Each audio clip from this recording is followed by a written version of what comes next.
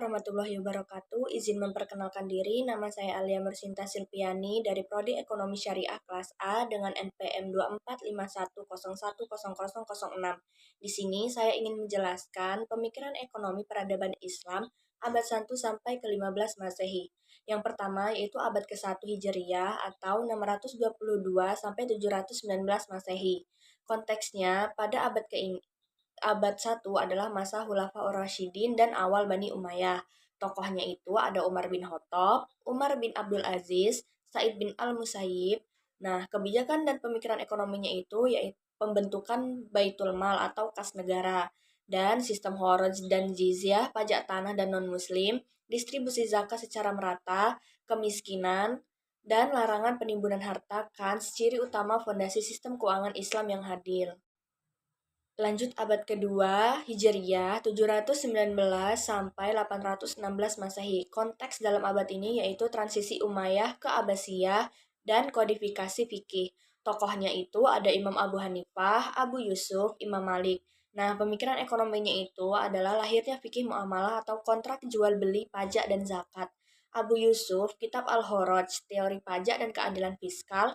Malik, Maslahah Mursalah, hukum atau kemaslahatan publik. Ciri utamanya itu ada hukum ekonomi Islam mulai terstruktur. Nah, lanjut abad ketiga Hijriah 816 sampai 913 Masehi. Konteksnya puncak kejayaan Abbasiyah. Nah, tokohnya ada Al-Hawarizmi, Imam Asy-Syafi'i, Abu Ubaid Al-Qasim bin Salam. Pemikiran dan inovasinya itu, yang pertama Al-Hawarizmi, Aljabar dan Algoritma, dasar akuntansi. Yang kedua ada Asy-Syafi'i, larangan horor atau ketidakjelasan dalam transaksi. Abu Ubaid, Kitab Al-Amwal, keuangan publik, zakat, kharaj dan fai. Ciri utamanya itu integrasi antara fikih dan administrasi keuangan negara. Lanjut abad keempat Hijriyah 913 sampai 1009 Masehi. Konteksnya masa Buwaihiyah atau kemajuan Andalusia. Nah, tokohnya itu ada Ibnu Sina, Al-Farabi, Ibnu Miskawai. Nah, pemikiran ekonominya itu etika dan keadilan sosial dalam ekonomi. Ibnu Miskawai, fungsi uang dan pembagian kerja. Sedangkan Ibnu Sina, kesehatan, produktivitas ekonomi. Ciri utamanya itu ada integrasi filsafat, etika, dan ekonomi. Lanjut abad kelima Hijriyah 1009 sampai 1106 Masehi. Konteks masa Seljuk dan kebangkitan madrasah. Tokohnya itu ada Al-Ghazali, Nizam Al-Mulk, dan Al-Juwaini. Pemikiran ekonominya yaitu fungsi uang dan larangan penimbunan atau ihtikar, pengawasan pasar, hisbah, etika bisnis, dan moralitas ekonomi. Ciri utamanya abad ini adalah etika dan moral menjadi dasar ekonomi Islam. Lanjut abad ke-6 Hijriyah atau 1106 sampai 1203 Masehi. Konteksnya perang Shalib dan dinasti Ayyubiyah. Tokohnya itu ada Salahuddin Al-Ayyubi dan Ibnu Rashid. Pemikiran ekonominya yaitu pembiayaan jihad dan pendidikan melalui wakaf. Ibnu Rashid, hukum kontrak dan pertanian atau bidayat ala mujtahid. Ciri utama abad ini yaitu integrasi politik, ekonomi, dan pendidikan. Lanjut, abad ke-7 Hijriyah 1203 sampai 1299 Masehi. Konteksnya yaitu runtuhnya Abbasiyah dan muncul Mamluk, tokoh Imam Nawawi dan Ibnu Taimiyah atau awal karir. Ibnu Taimiyah. Pemikiran ekonominya yaitu etika sosial dan masa krisis, larangan riba dan monopoli, dan konsep harga adil. Ciri utamanya yaitu moralitas dan keadilan pasar. Lanjut abad ke-6 Hijriyah atau 1106 sampai 1203 Masehi. Konteksnya perang Shalib dan dinasti Ayyubiyah.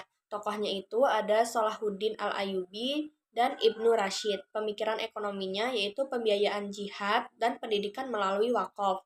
Ibnu Rashid, hukum kontrak dan pertanian atau bidayat ala mujtahid. Ciri utama abad ini yaitu integrasi politik, ekonomi, dan pendidikan. Lanjut, abad ke-7 Hijriyah 1203 sampai 1299 Masehi. Konteksnya yaitu runtuhnya Abbasiyah dan muncul Mamluk, tokoh Imam Nawawi dan Ibnu Taimiyah atau awal karir. Ibnu Taimiyah. Pemikiran ekonominya yaitu etika sosial dan masa krisis, larangan riba dan monopoli, dan konsep harga adil. Ciri utamanya yaitu moralitas dan keadilan pasar. Lanjut abad ke-8 Hijriah atau 1299 sampai 1397 Masehi. Konteksnya Mamluk dan awal Utsmaniyah.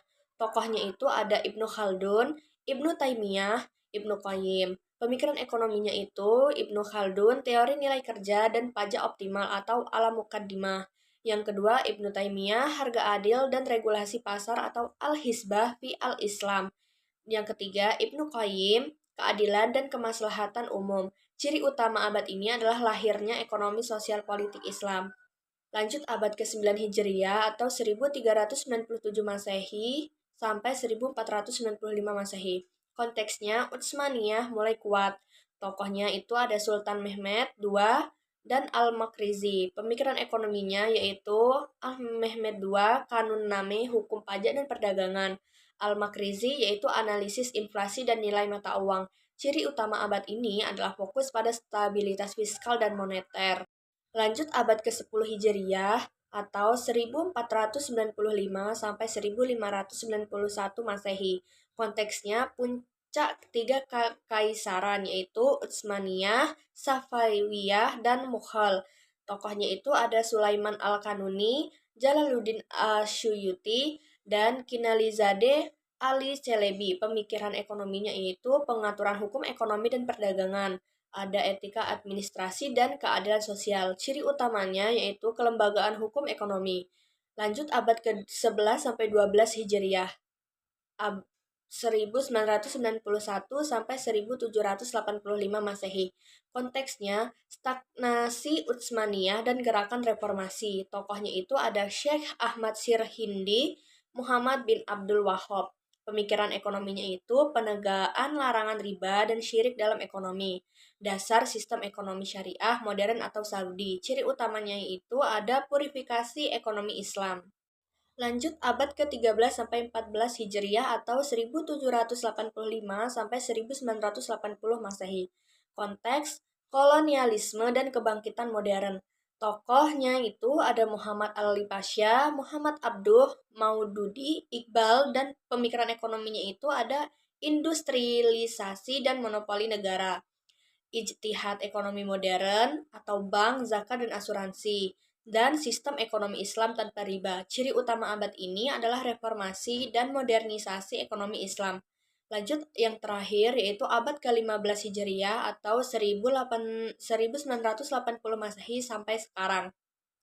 Nah, konteksnya itu era globalisasi dan ekonomi syariah dunia. Tokohnya itu ada Nejatullah Sidiki, Umar Chapra, Syafi'i Antonio, dan pemikiran ekonominya itu model bank tanpa bunga dan perbankan syariah global, keadilan sosial dan distribusi kekayaan, dan pengembangan lembaga keuangan syariah seperti IDB dan IFSB. Dan ciri utama abad ke ini adalah implementasi ekonomi Islam di dunia modern.